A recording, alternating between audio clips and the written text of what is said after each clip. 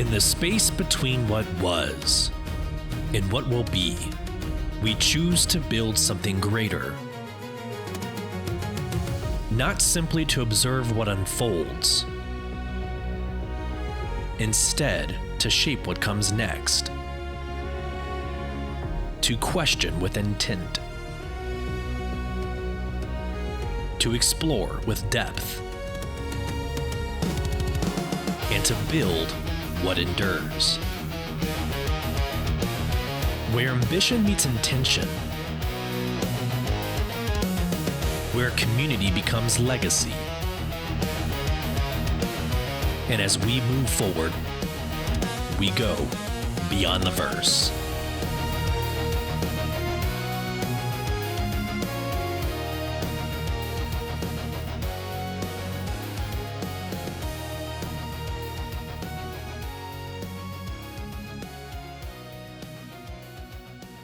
Hello, friends, and welcome to Beyond the Verse, Star Citizen Podcast. I'm your host, Sulyce, and this is episode 140.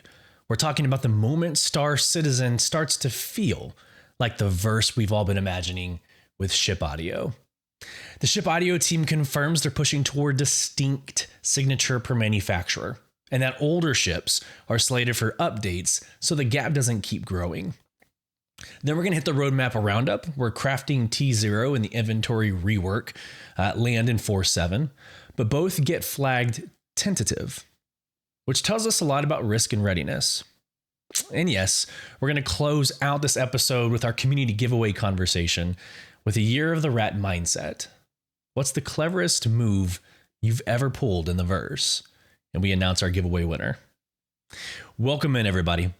A little bit of grace for this episode. I have spent hours this past week reworking my work stream. So the flow and everything that I do, from how I record and how I edit audio, I'm trying to streamline that process because you're looking at a one-man show. This is it. What you see is what you get. I don't have a team that's going to edit audio and edit video. So what I've done is I have invested in a $300 DaVinci Resolve. Right, wrong, or indifferent. I've invested in that. I'm recording in OBS. I'm going to edit directly into DaVinci Resolve rather than using Audacity to make edits. Look, all that's kind of like logistically not important to this podcast. But we're going to see where this lands. So if there's a little bit of a break, which hopefully there's not, knock on wood, that is why. Welcome in, everybody. I hope this finds you well. I would love to hear about your week. Again, the comment section, email, sincerely, I would love to hear from each one of you. How you've been doing, how you're entering into the spring time for this year. Because guys, it's February 27th. So it's already springtime, which is freaking crazy. I feel like we were just in Christmas. And that sounds like such a 40-year-old man thing to say. Right. I feel like we were just in 2025. Yeah, I know. But it does, though. It does. It's already my daughter's birthday month, right? Going into my son's birthday month and everything else. It'll be summer before you know it. Squadron 42 will be out before you know it. I know. So many people are already leaving comments in my comment section. I don't know, guys. Just real quick, just to respond to that. Squadron 42 is not looking good for this year. Right. If a game that has the backing and the hype of like Grand Theft Auto 6, and that was announced, and we've got trailers and we have professional marketing or official marketing back in 2025. I don't know. I have no intel to say otherwise, but this year, I don't know. I was so confident going into this year, but we're about to end. Now, granted, we're on the last month, but we're about to end Q1 without a single peep from CIG. So a little concerning. Curious what y'all's thoughts are when it comes to Squadron 42. I'm trying to remain hopeful. I really am. Let's get into this week in Star Citizen. A lot of controversy, and maybe not like, I don't know. I wouldn't even say it's manufactured controversy. I think CIG stuck their foot in their mouth. They tripped over their own feet And I'll explain why in a second. And this is not going to be a salty episode. I'm not going to sit here and criticize unfairly, criticize CIG for this past week. Because just like developers and just like engineers in the game are trying new things and they're seeing what sticks, I think we need to give a little grace to the marketing team when they come up with, I personally would say boneheaded decisions. This week didn't make sense to me, but again, I'll give you my commentary here in a little bit. So let's go into this week in Star Citizen. I'm going to share my screen for those of you on video. Happy Monday, everyone. The frost is easing its grip. Daylight is sticking around a little longer each evening. And somewhere just beyond the horizon, guys, you can't use my name without my permission. This is crazy. Spring is pulling on its boots. We're not there yet, but you can smell it coming. The Red Festival is still bringing warmth and good fortune to the rest of the verse. Seek out auspicious offers and don't miss your chance to pick up a Year of the Rat emblem envelope, commemorative display stand, and this year's collectible coin, all completely free. Show off your yearly findings with pride, and if you fancy making your own luck, there's still time to jump, slide, and dash your way into the community contest. Over the weekend, we attended Enter Atmosphere 2956 in Australia, and it was truly something special. Seeing it all come together with that level of passion and creativity was unforgettable, and it meant a great deal to be back with the ANZ community after so long. Huge congratulations to Atmo Esports and everyone who helped make it happen. Experiences like this reinforce what we have always known: community is everything. Now let's talk about what's going on this week from a bullet point standpoint. We have the Origin Jumpworks Spring Celebration on Tuesday. We have the Roadmap Update and Roundup on Wednesday, as well as an RSI fleet-wide in-game discount, which that is a whole nother conversation that we'll get into. And then yesterday, which will end up being our main topic for this episode, was the Star Citizen Live audio team Q&A. It's the most content, the most things for us to actually discuss, because we can criticize the marketing ideas, but I think the audio team was a true hit for this week. So there it is, guys. We have the next probably 30 to 45 minutes worth of great content to talk through. And I want to start off with kind of the right foot with Star Citizen Live's Q&A ship and audio team. Okay.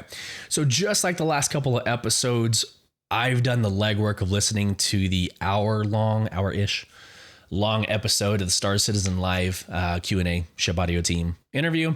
I recommend you going and actually watching this. As with all material, you can listen to me and hopefully I'm your number one source of news, either daily or weekly. But I encourage you to watch these videos, right? Take it from the horse's mouth, because I will give you my summary. I will give you what I think is important. But here's the deal. In my 12 notes that I jotted down, I did not include that Jared Huckabee dropped that we're getting a new Origin ship in the next couple of months.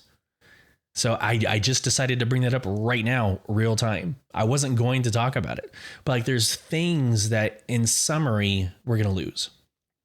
So I think it's important for you to still go through and still watch. So let me pull up my notes. We're going to talk headlines. We're going to talk about kind of how I perceive the summary being and why it matters.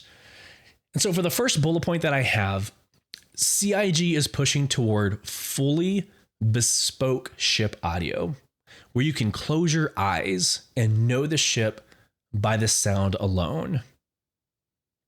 So the audio director, Simon, I believe it was Simon, and the ship audio team confirmed a philosophical shift. So each ship will have a unique startup, thrust, vibration, interior, and signature audio identity. They've already updated around 10 ships and plan to roll this approach across all legacy ships. The goal is that distinct manufacturer identity, like Drake Gritty and Origin Luxury and Aegis Military. And then audio is being graded by price, weight, function, and manufacturer personality. So why this matters? This is massive for immersion. For a game where players spend thousands of hours in the game or in the ships, audio becomes part of of that ship ownership and that ship pride and that recognition, which I think is probably the most important thing. It strengthens the ship feel and brand differentiation across the entire verse. When I was a kid, my brother and I used to sit in his room next to his window that faced the street. And we kind of did this. We kind of closed our eyes and we kind of listened to the vehicles. And we got to the point where we could, between the time of the day and hearing like the engine, we knew that it was like a neighbor. We knew them by name. We knew who they were. And they were like, oh, that must be so-and-so that's driving to work or coming home from work.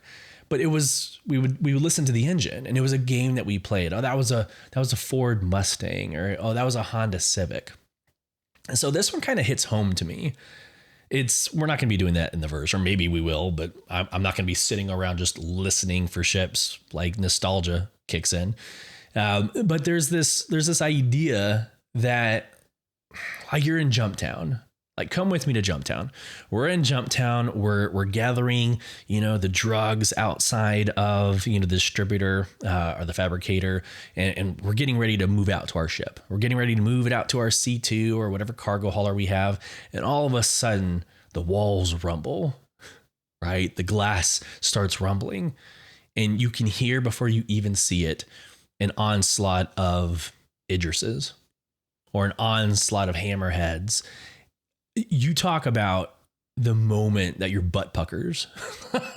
Yes, in game. Okay, work with me. We're still talking video game, but a moment where you and your friends that are playing together really has that moment of, oh my God, we got to go. We got to move quickly.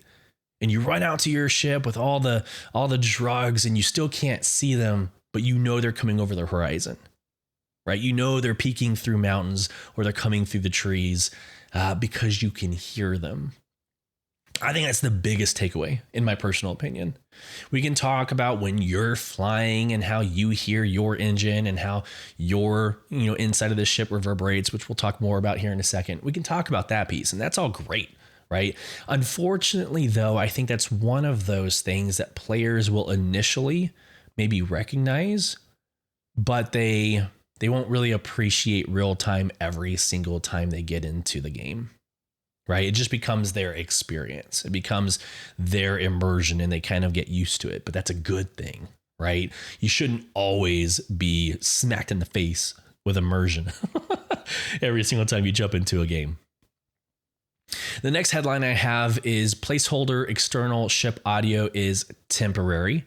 The new flyby system is actively in development. So here's the current issue. When inside your ship, the other ships around you sound very generic. So this happened due to, and I wrote down, this happened due to an older system breaking and requiring placeholder audio. So instead of patching it, they're redoing the entire infrastructure, right? They're not putting a Band-Aid over it and saying, well, tough shit, we're gonna have to figure this out for every single other ship moving forward, right? They're building a new system from scratch. Their goal is to identify ships by sound at a distance, right? So you can hear that Idris before you see it, like I was calling out Jumptown, right? But flybys are already in progress internally. This directly impacts large-scale combat, right? Also org operations and the cinematic immersion, but I see it mostly impacting combat. So hearing a capital ship, kind of like my example earlier, hearing a capital ship approach before radar confirmation changes tactical awareness in atmosphere dramatically. So for my organization, Soul Provision, this is operationally extremely significant. I go back to my time in the military. I'm not going to go through my credentials. There's 139 other episodes that you can listen to and know my background. But we studied all ships across every single nation. We studied their signature. So it would just be a white card with a black silhouette. You'd have to look at it. And this is from the sides, from the top and the bottom. And you would have to look at it and be, that's the United States F-16 or F-22, right? We had to be able to call it out and then call out the credentials and its capabilities and all that. But we had to do that for every single ship across the entire world. We never really had to worry about sound. Right? That wasn't like a thing. We didn't really study the sound of an aircraft, but you knew it, right? You knew when an A-10 Warthog was flying in, like you knew when these things, would fly by, but we were never really tested on it, never studied it. In Sole Provision, one of I'm developing like a CAG, a combat applications group. That's going to be like our tier 1 asset that's going to go out and do some crazy things in the verse.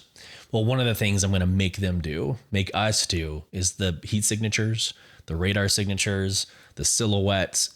And now I'm going to make them know the freaking sound signatures because that's going to increase their capability in the field. Now that's craziness. Not every Star Citizen org is going to be that crazy, and that's fine. That's how I'm going to be doing things. But I think that is really, really incredibly awesome that we have over 160 ships. That's a rough estimate, but maybe in the mid 150s, and every single one of them is going to have a bespoke, right, sound signature.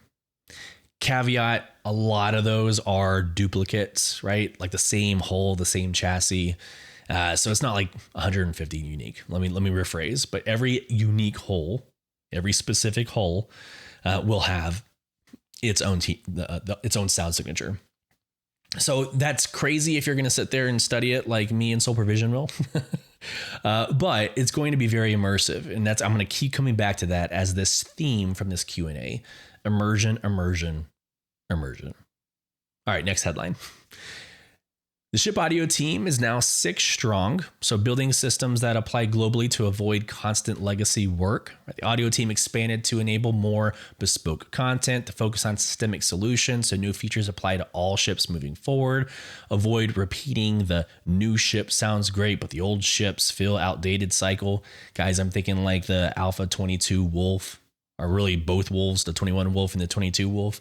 Those sound incredible. Right, the flybys, but heck, even the Aegis Gladius is an amazing sound when you turn it on and you punch it, right? But that's also been redone recently. They're prioritizing long-term architecture over quick fixes, and that again might sound a little bit about what we just talked about in headline 2, but this signals a maturity. Now, again, I'm not talking down to CIG. I'm not saying, hey, guys, y'all are mature. Congratulations. That's not what I'm saying. But CIG is a newer studio. Whether it's 13 years old or not, it is a newer studio. So a lot of their systems, products, programs need to be matured through experience and ideation, iteration, right? And this is just an indication. This is a signal that they have matured in some areas, and we're reaping the benefits of that, right? As a senior product manager in the role that I do from a 9-to-5 perspective, you cannot create a work stream or a workflow and have it change every single time that you want to implement something. It's just not scalable. It's not scalable and it's not sustainable. And I think this is more important on the back end. You and me as gamers are not going to see this, and we're not going to say, oh man, I can feel this system is structured, right? Like no one's going to do that. Maybe me because I do a podcast, but no one's going to sit there and say, oh man, they're so mature. I'm so happy for that. But we're going to reap the benefits. Things are going to move faster. Things are going to be better. And I think that's important. We should separate, or we should really focus on what I said earlier, that these new ships that are launching look and sound so much better than the earlier editions. Right. So a good example would be the Aurora, right? The Aurora, yes, it got its gold standard rework. But again, that is not scalable. Creating a ship in concept, selling it to fly initially, and not touching it for years to then go through a gold pass standard. That's ridiculous. And I think everybody listening and watching this podcast will agree with me. That is freaking ridiculous. So what they're doing is on the front end, they're front loading all the work, right? They're changing the systems, like I said, so that we don't have to sit around and wait for these weird nuances of like why some ships or some manufacturers are significantly better than the others. All right, number 4, atmospheric and space audio differentiation is planned, but cinematic immersion comes first. This one's going to be fun. This one's going to be fun. So they acknowledged you can't hear sound in space. I'm going to address that in a second. Okay. Their approach is to build cinematic experience first, then layer realism systems like vibration and resonance through suit, etc. Atmosphere versus space flybys will differ. Obviously, there's no wind in space. Roger, we'll talk about that as well. And future proofing for VR and spatial audio. Okay, why this matters. So this confirms that CIG is choosing cinematic immersion over like strict physics. And thank God, we're in a freaking video game. Okay, let me go back to the notes. I'll get off my notes here in a second. That aligns with Chris Roberts' design philosophy. They did call that out. And so for content creators, like, of course, like I'm happy that Star Citizen is leaning towards cinematic. It's how boring. Actually, let me just get off my notes. How boring would this game be if it was realistic? There is no sound in space.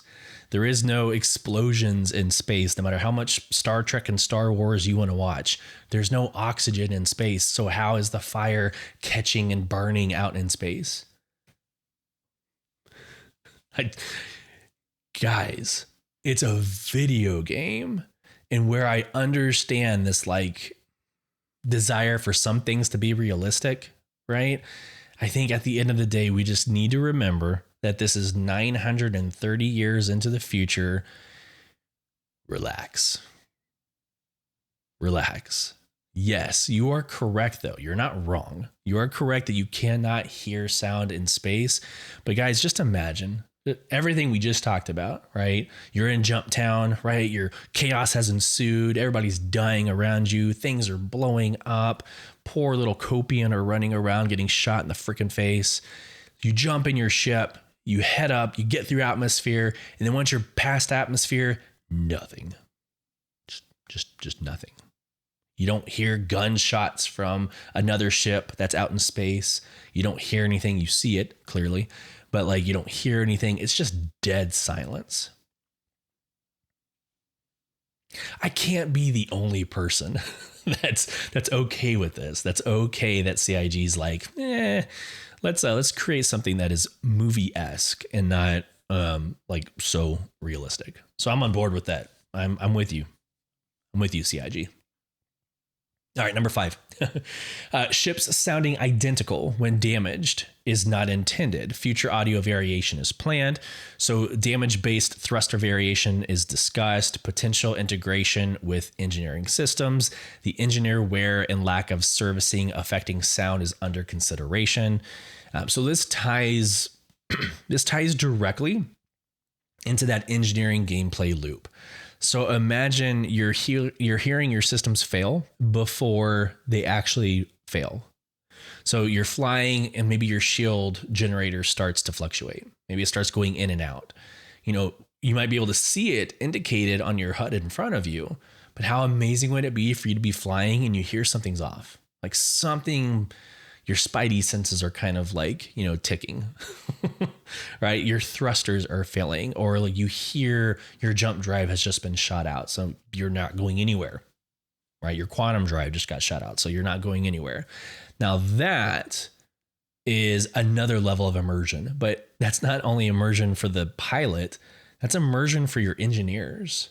And like, I can appreciate that CIG has leaned into the engineering game loop and it matters. And I say that I've solo piloted a Perseus for like days now. And I've never had an issue, which is great. Don't screw with my solo gameplay. But they're leaning into that engineering aspect. And so I'm an engineer. I'm running around a Javelin or one of the new battle cruisers that's going to get announced during Invictus launch week. Okay, so you're running around as an engineer. You got your little fire extinguisher in hand and you're putting out little fires, but you hear something. You hear the fire close to your components, or you're running around and all of a sudden the lights flicker and you can hear something pop. You can hear maybe your shields just got shot out, right? Like hearing what you need to go and address is going to be super, super important. All right, this next one's just for pure shits and giggles. Like this is just, I think it's hilarious. I think it's gonna be awesome. It's gonna be hilarious. Sonic booms are confirmed conceptually. Visual effects exists internally. So the audio team expects sonic booms, visual effects reportedly already seen internally, not date confirmed, but directionally aligned. So this is the atmospheric flight realism and cinematic scale. Again, especially meaningful for high-speed interceptors and racing gameplay. Again, this just goes back to the overall sex appeal. And sorry if you're in your car with kids and I just said that, but is the overall attractiveness of the game. You're flying a rocket ship in 2956, and you're going to go from space to atmosphere, around atmosphere, and then back up into space. And you're not expecting there to be a sonic boom. For those of you who know, it's like breaking the sound barrier, right? We used to hear it. I was born in Oklahoma, and we used to live in the flight path of Tinker Air Force Base. And so I would be able to hear, airplanes break the sound barrier, right? They just would. It was a training run. So you would hear it and like walls would shake, and it was just a crazy experience. I am ready for that in Star Citizen. Now here's when I first heard them say this. When I first heard them say this, I got a little concerned because that's a very unique moment, right? That is instantaneous. It's when the moment happens and they tear through the sound barrier. But if they're going to overuse it, that's going to be annoying. It's going to be really cool at first, but then it's going to be super annoying if it's just every single time you slow and speed up and you're just going to continue making that sound. So I am very curious how that gets implemented. They didn't really go into any details. Like they know they're working on it. It's on the back end. But I am very interested to see the balance of like when that happens, how loud is it? Does it just become annoying? Because again, imagine a racing event. Imagine you're watching a racing event and it's 20 vehicles, and after every turn, every vehicle is breaking the sound barrier. It's going to sound like a shotgun blast. It's going to sound like 20 rifles going off in volley. Right? Or am I underthinking? Am I over or underthinking this? I'm a little concerned. Okay, so it wasn't just about ship sounds. We also got into weapon sounds, right? So weapon sounds are being rebuilt systemically. So Joe Cooper, revamping weapon system audio. The goal is to be more impactful, more of a punch, more of a presence, right? It's going to be a temporary dip in quality during the system transition. So a little bit of a heads up there. Combat audio is a huge emotional driver, right? So between that weapon punch, or better weapon punch means a better PvP feel. And of course, PvE immersion. Now, when they said this, I didn't get too excited. I feel like the weapon audio is already so good. Now, can it be better? Of course. Like I'm never going to squash growth and the bettering of systems and sounds and visuals. Like, of course, please continue to try to be better, right? But I think it's in a good place already. They'd made a major audio overhaul in the last several years where, yeah, it sounds different to be shooting outside in your EVA suit. And then when you get inside of a bunker, it's going to sound a lot different, from the magazine drops to the slide locking to the rear to, ammo spent ammo being shot out and hitting the ground. Like it already sounds amazing. So this focus on the temporary dip in quality during system transition, it depends on just how much of a dip in quality. Again, if you're going to get better, great. Can't wait for it. It's going to increase PvE immersion, like everything else we've been talking about. I don't really see the need for it necessarily. But I'm very excited about, if it's already good, imagine how much better it could be. All right. Excuse me. So manufacture identity through micro details like seats, doors, vibration. So even seat sounds and door textures are manufacturer coded, and we're already seeing this. I'm going to prove a point. If you take a step back real quick, I said earlier that there are things in the game that gamers will appreciate at first, but then it just becomes the immersion experience, right? Here's an example. Get into a wolf just in the next couple of days. If not today, next couple of days, get into a wolf. Do you hear the leather that you sit down? Do you hear like they're already doing this. They're already making it where textures have specific and bespoke sound. Just do that for me. The next time you get into your ship, just listen. If you're in a Drake, you already know there's vibration. So get into a Clipper or get into just recently I was flying around in the Rambler, right? The Cutter Rambler. When you get in there, things are rattling, and it should, because you're driving a World War II Jeep at that point. But you're sitting down, you're hearing everything rattle. But like, I think the wolf is interesting because like you're going to get in and I hear it. Maybe I don't know, maybe I'm gaslighting you. Like I'm pretty damn sure the last time I got into a wolf, I could hear like the leather, moving as I sat down. Again, I could be smoking something, but what I have written down is the wolf seat leather sound intentionally designed. The Drake has that rattly, imperfect sound. It's reactive, right? Origin. They said that Origin was difficult to design due to this like soft luxury subtlety. And then vibration systems are being expanded per ship class. So this is world building at an obsessive level, right? In a good way, CIG. It reinforces brand differentiation in ways most players won't consciously analyze, but they will feel. And that's an important distinction.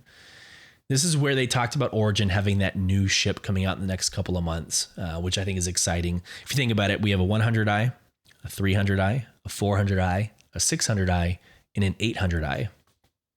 So maybe, just maybe, hear me out, wink, wink, nudge, nudge. Maybe, just maybe, we'll see a 200i or a 500i or a 700i. I don't think we're seeing a 900i. I think the 890 is the flagship. I don't think the battle cruiser is going to be by Origin. Okay. I think 890 is about as big as we're going to get. But I think my desire expressed earlier in this week of Origin having a Drake Clipper, like a generalist, I think that's very probable. It's very probable. But let's get back to the audio team. Back to the auto team. Going to Origin and being like difficult to design. Again, think about it. The more luxurious a car is in 2026, the more quiet it is. Right? The next time you get into a very fancy vehicle, if you get the chance to, everything's quiet. It's boring. You close the doors and you don't even hear that you're in a car. You don't even hear road noise. So if Origin's going to be our, beautification, our luxury line of ships, I mean, how do you make it that soft luxury? Luckily, it's not a problem I have to solve. Good luck, CIG. All right. Flybys were elevated in priority due to player feedback. So audio team explicitly stated they changed priority based on community demand. This is proof that they read comments. I mean, that they are listening, guys. Like we have to acknowledge that a lot of what CIG is doing is because they acknowledge what the community has said, right? They read comments. They acknowledge the open wound nature of flyby audio. This is direct evidence of the feedback loop functioning. It's not just lip service. They're actually putting like their money where their mouth is, right? They moved it up. They're prioritizing it because you have voiced your concerns and opinions. I don't have much more to say about this. We already talked about flybys and all that, but I just wanted to highlight it as its own note section. They're listening. They listen to us no matter how much we, bitch, gripe, complain, have emotional outbursts. Like they do listen. It's a data point for them. right? As painful as it might be, I think there's a human side, not to completely go off on a tangent here. I believe there's a human side of developing video games. And at some point, if you've worked tirelessly, blood, sweat, and tears, and you're like, man, I'm really, really, really happy about this product. You launch it. Like, let's take the marketing team. Like, somebody in marketing thought it was a good idea to put the RSI ships in the game for a 20% discount. We'll talk about the details in a little bit, but like that marketing individual or a small group was like, yeah, this might be a really good idea. Let's, I already bought champagne to crack open the night after the release. And, I don't have to work another day in my life. This is it. I can't believe it. And then it launches and everybody's scratching their head and they're like, this is why did you do this? There's a human on the other side of that. That's like, wow, this doesn't feel good. Like we have spent our hard-earned money to fund this game. So there's a, like, we are right in how we feel. We are right in how we react, but there's also a human that has to go home to his or her spouse and family. And they sit down and have food at their table and like, hey, honey, how was your day? There's got to be that one dude from CIG that's like, oh my God, I don't want to talk about it. Because the community just basically destroyed this product that was created. Again, tangent, total like real life tangent, but like there are humans that feel things at CIG. That should be clipped and put on social media. There are people at CIG that have feelings. Oh my God. All right. Number 10. Ship horns are not rolled out. Guys, come on. Can we, okay. Going back to the whole bitching thing and going on to comment sections and like having an opinion. Do we really need horns? Like, come on. Like I'm imagining like, I'm imagining this like 16-year-old boy, let's do 18-year-old boy who's just now driving, going over to his girlfriend's house to pick her up for a date night. And first off, don't ever do this. Advice to any boy or man out there. Don't freaking honk your horn on the outside of someone's house. Don't do it. Just advice, real life advice. But like I'm imagining an 18-year-old driving his car in front of a house, honks the horn, right? The girlfriend comes out of the house and, they go on their date. I'm imagining that whole experience in Star Citizen. What? Why do we need horns, guys? Why are we asking CIG for horns? I mean, this is organization gameplay gold. I can imagine Soul Provision having a field day flying around with freaking horns, right? Like, what the heck? Like, imagine fleet coordination. Imagine. Okay, I'm gonna stop there. I'm gonna stop there before I go on too many tangents. Last night we did Stormbreaker, so we're like flying around, and it got crazy towards the end. Like, it's just the egg wasn't forming. There was no timer to know when the egg was going to form. If y'all have never done Stormbreaker, that whole sentence made no sense to you. But we're just like, we're kind of giving up at some point, and like we're just having a field day at one of the lab centers, and it was. Imagine just flying around with horns, and imagine having bespoke horns for every ship. And like the Idris horn is like a freight train. You're just flying around annoying the crap out of people. Let's be realistic. Like, this is going to be annoying as hell. Audio team, please don't prioritize this. Make it happen because the community asked for it, but don't hold 1.0 back because we don't have ship horns. Okay. All right. Here's my takeaway. Here is my summary of summaries. Ship audio is transitioning from functional placeholder design to cinematic identity architecture. It's long-term immersion. It's not flashy, but it's going to compound over time.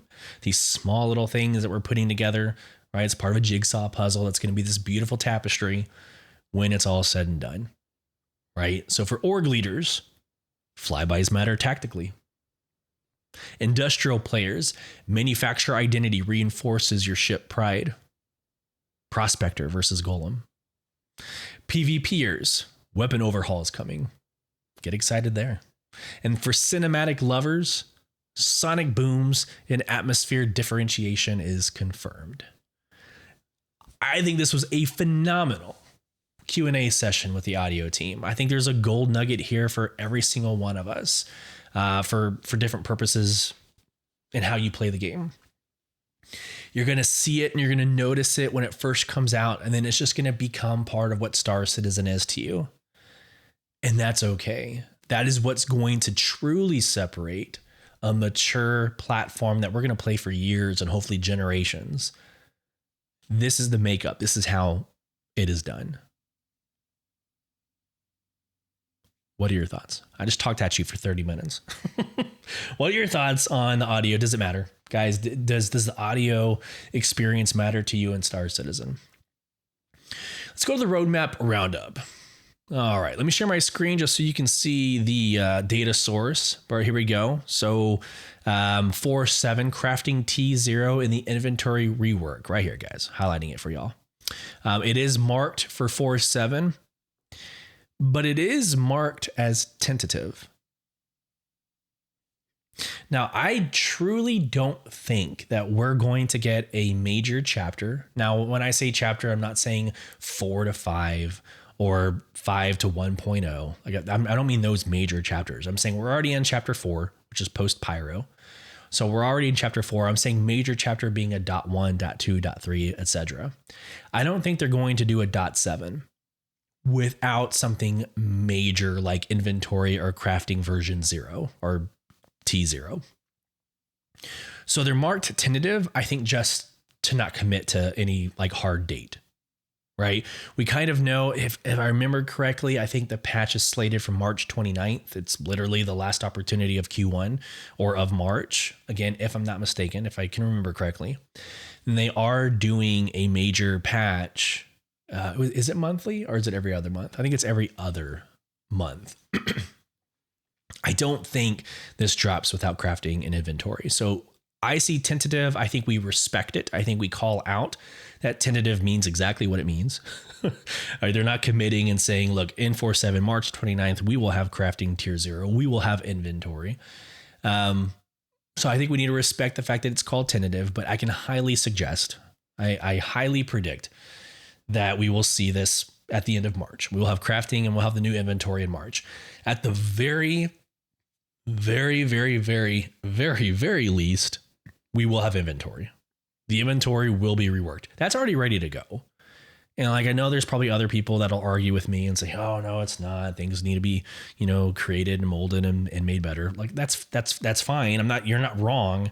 But what I saw in Evocati in both tests, that inventory system is ready to go. Joking aside, ship it. Like, out of all seriousness, inventory can roll out, and you can't have crafting without that new inventory. So it has to happen first, if not at the same time. So at 4.7 is at the very least inventory. But I really do think the first version of crafting is also going to be live as well. There wasn't really any difference between the screen share that I just sent you and, of course, the Spectrum post. I always kind of go back and forth between, the landing pages and the Spectrum, because Spectrum sometimes will go a little bit deeper. It was not the case here. Okay. Drama. Let's get into some drama, guys. Let's get into some controversy. Heck yeah. It wouldn't be Star Citizen without a little bit of controversy. Okay. So the sequence of events happened in the opposite. So we're going to talk the RSI ship sale, and then we're going to talk the Origin ship sale, but Origin happened first. So Tuesday was the Origin Jumpwork spring sale celebration or whatever nonsense. And then Wednesday we had the RSI Fly for Less. And I wanted to talk RSI first. Okay. In-game ship sales. Do they matter? That's a legit question. Like I'm asking you. Do in-game ship sales? And I think the answer is yes, but not in its current state. All of us are sitting on like trillions of UEC. Now I'm over I'm overstating, but we're sitting on millions and millions. Some of you out there are sitting on billions of UEC, and that's not joking. We're sitting on these coffers of UEC. Why does an in-game sell even matter? Now, here's my thought. Excuse me. Here's my thought. It's not. It doesn't matter. Nor did CIG think it was going to matter. I think that they're trying out systems in the game. Like I said in the intro to this podcast, I think they were trying out something, throwing something at the wall and seeing if it sticks. They're going to, like, when 1.0 launches and we don't have pledge store, money anymore, and we're not, sitting on a huge ass coffer of UEC. I think these will matter. Absolutely. Right? Like, you're going to wait to buy that 890 jump, since we're talking Origin at some point.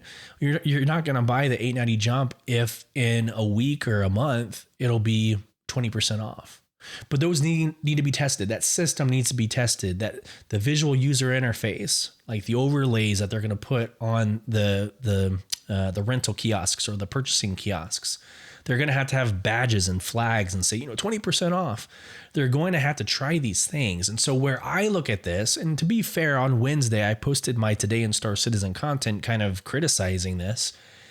I think we also need to take kind of a tactical step back and say, not only are developers and engineers allowed to test things and see if it works within the community or within the game, we should show a little bit of grace to the marketing and PR teams. I think marketing has the right to try things out as well. Now, does it make sense to us? Luckily, this was just in game. We'll talk Origin here in a second. But this is just in game, so who gives a crap? They could have done a 75% off in game for all I care. I mean, it doesn't impact me. It doesn't change my, the way I play. So I have less of an issue with trying out marketing things in game with UEC than I am with what they did on Tuesday. All right. Freaking Tuesday. So here's the deal. Here's the deal. Sulyce, why are you so emotionally involved with Tuesday's Origin Jumpworks Spring Celebration Sale? Because it's freaking Origin. The manufacturer's dead. It's dead. There's no game loop for it. And every single ship line in Origin is broke. It was a weird decision. It was a strange decision to me. And again, like, at the end of the day, I didn't spend any money. Like, I didn't have to spend money. So who cares? Who cares? But it's just tone deaf, right? The 600i has been broken for years. And, I'm one of the poor suckers that has the executive edition. I would love to fly my executive edition the 600i around. I would love to, but I can't. Elevators are broken. The whole interior is destroyed. It doesn't ship. The ship doesn't ship. Not to get into the whole like 300i and the 400i and the 100i issues and just the complications there. And not to get into the fact that there is no exploration game loop. There's no return on investment for flying out to a planet with a 400i or a 600i exploration module. I'm scratching my head here because there's so much more that could have been done. Now throw this cell out there, but also maybe this new Origin ship, maybe this, this starter ship that might be coming, or not starter ship, but like a generalist ship, or the 600i rework that's been talked about for years. They could have given us something, literally anything, but instead they gave us 12 waves to get an 890 jump, right? And this is where it's spend money. This is where it feels not only just tone deaf, but like an insult to us as a gaming community, because they're asking us to spend, $800, $900. I don't know how much more I want to get in that. Like, y'all usually don't see me like emotionally involved. But this one hit hard. This one, I just sat there kind of scratching my head, scrolling through here. This is exactly what I did. I'm going to share my screen. I saw this and was like, hell yeah. That's the back end of a freaking 890 jump. Look how sexy that looks. Look how good that looks. Origin. Hell yeah. Back that thing up. And I start scrolling down and I'm like, okay, cool. The art of origin. This looks good. Okay. This looks like a freaking, flyer or like, pamphlet you would see somewhere. 800 series. Oh my God, guys, I literally went through this. I'm like, this literally happened to me. Like 800 series. That doesn't say 890. That says 800 series. What are we in store for? Is there an 820? I'm going to scroll down and find out. Nope. Nope. Just the 400 and 600 series. I'm like, oh, okay. Well, shit. That doesn't feel good. And so you see the 400 series, the 600 series, and then of course the 600 series generated the initial emotions where I'm like, man, I wish the 600i had its medical beds. I wish the 600i, had its rework. That would have been nice. And then it stops. This is it, guys. This is it. Now, granted, the event is over, but right around this area, right under the 890 jump, it gave us the 12 waves of getting or securing an 890 jump. But that was it. It doesn't feel good. We talk about the developers and engineers and the employees at CIG being human and having feelings. Well, damn it, so do we. And I think there's a moment where, there's a fine line of letting everybody play in their sandbox, right? Trying things out, throwing shit on the wall and seeing if it sticks, like all the things, all the buzz phrases that we just talked about. There's that. And there's like, man, disrespect. Pick any other line, literally pick any other manufacturer that actually has a game loop that is live, not the one that doesn't matter.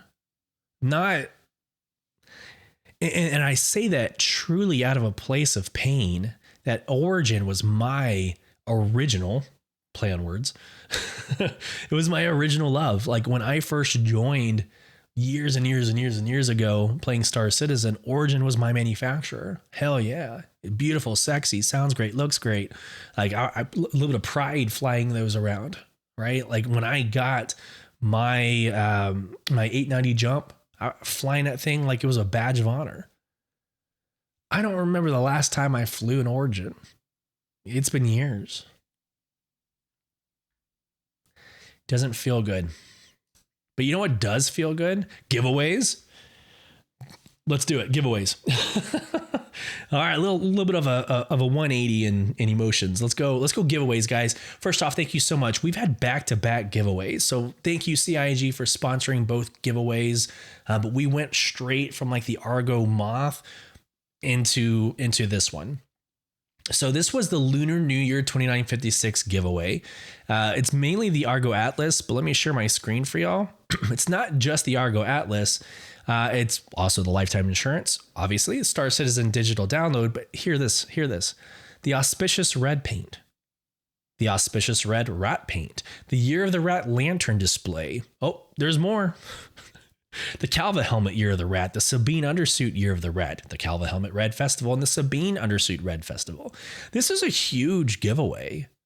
Maybe dollar value, it's not as high as like a $300 Argo Moth, but this is a very plentiful giveaway. So I'm very excited to give this away. A lot of y'all entered, so thanks for your engagement. Thank you for answering the question.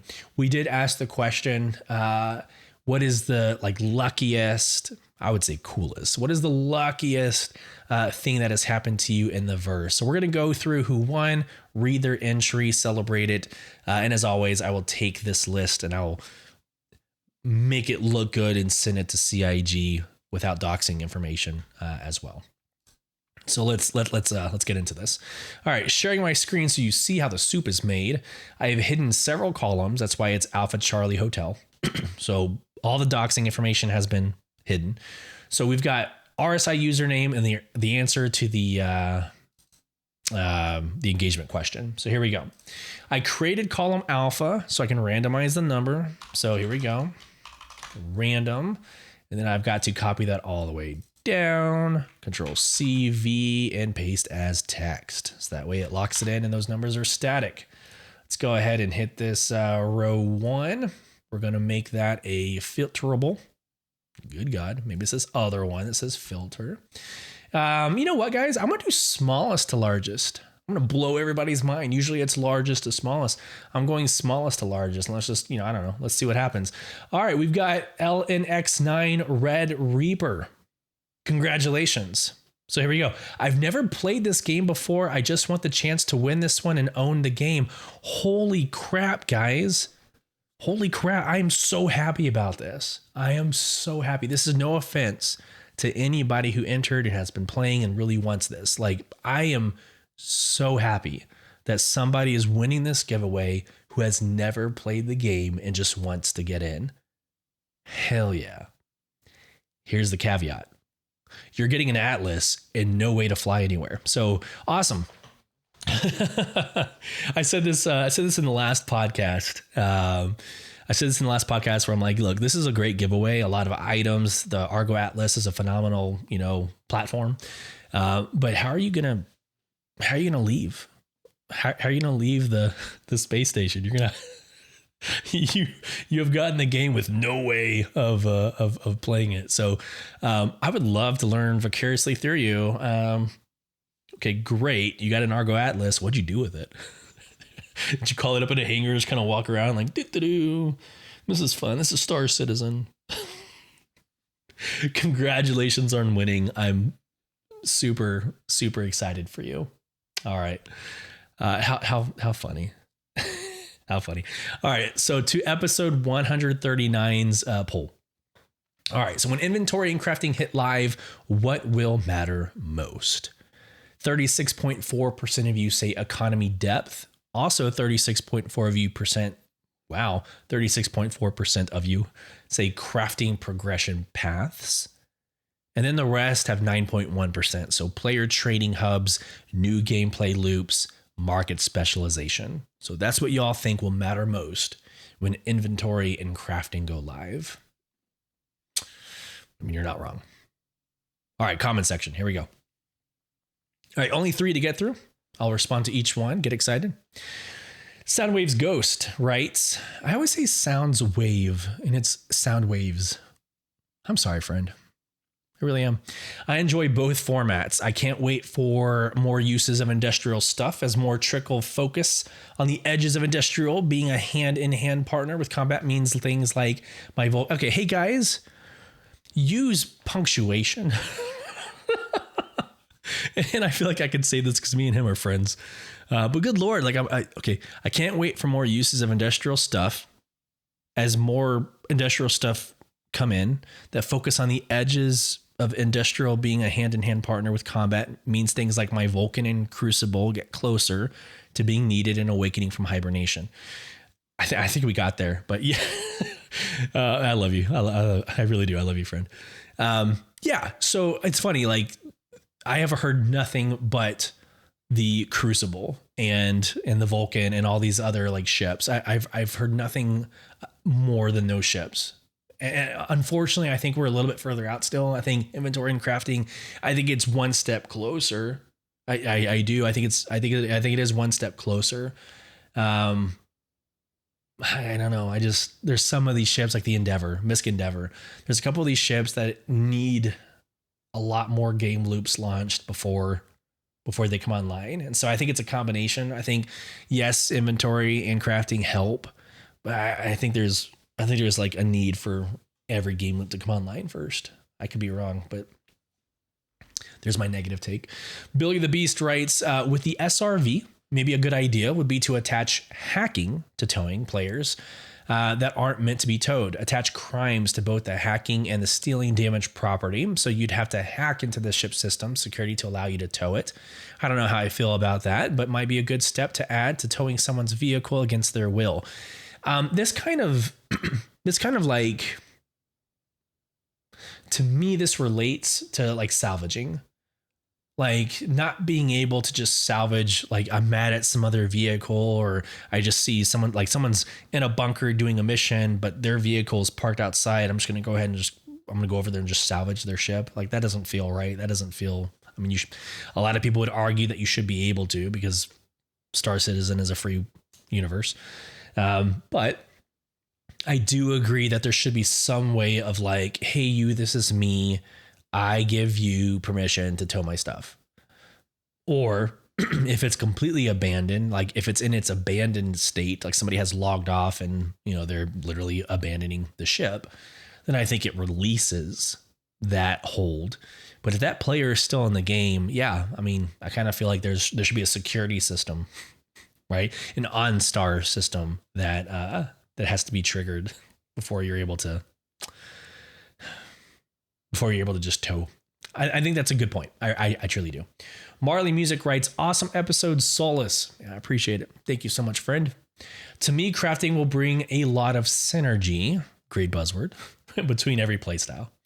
We could have orgs dedicated to crafting things for other players and selling, miners, bringing mats, salvagers, bringing mats, refuelers, and strike teams assisting those. It's the beginnings of Factorio, the verse. Even if it doesn't get utilized to that potential, I love off-gridding. And if I can craft things like fuel, spare parts, like tools and ammo, I can survive a lot longer. Yeah, I mean, it sounds like you've been listening to this podcast. It sounds like you are listening to Soul Provision, or maybe a part of Soul Provision, or maybe you should be. But that's absolutely. We have an acquisition wing or division. We have an acquisition division that's 100% going to be doing this almost on a daily basis. Crafting is going to be its own endeavor, and it's going to be its own endeavor threaded through everything we do in the verse. So 4.7 can't come fast enough. Crafting cannot come fast enough. So I think we're done, guys. We hit it. We hit it in just right at an hour. So what a beautiful episode. Thank y'all so much for being part of this. Thank y'all for engaging. Thank y'all for entering in these giveaway, the drawing, whatever you want to call it. Thank you for your engagement there. Thank you for the emails and the polls. And I've been doing this Today in Star Citizen thing on a daily basis. So if you haven't checked it out yet, TikTok, Instagram, Reel, even on X and on Blue Sky. Well, Blue Sky sucks because it only allows you to do like a 100 megabyte video. So most of my stuff I can't post on Blue Sky. So X, Instagram, Reel, and TikTok. I do this daily thing where, hey, this is what happened yesterday and what's supposed to happen today with a little bit of why it matters. Right. So go like, subscribe, be part of those daily items. But that's why I love this podcast, where that has to be structured and pointed and to the point, because I have a minute to get a bunch of like hitting information out. The podcast allows me to just breathe. It allows me to have a dialogue with you, and I get to just unpack and unwind. This has been a very eventful week. Maybe some ups and downs, maybe some manufacturer drama, and maybe some legitimate drama. But it was a fun week, and I was excited to be doing it with you. So thank y'all so much. If you want to become part of the conversation, you can email us at contact@beyondtheversehq.com, or again, participate in our Spotify poll and comment section. If you want to know more about what we do in the podcast or what Soul Provision is, you can check out our websites at beyondtheversehq.com or soulprovision.com. We still have our philanthropy going. So we are still doing Extra Life in this year, and all the money and proceeds go directly to children's hospitals in need. So that's, again, 100% pass through. I don't see it. We are here to bless other people, especially our children. I hope this finds everybody well. Safe travels as you traverse beyond the verse.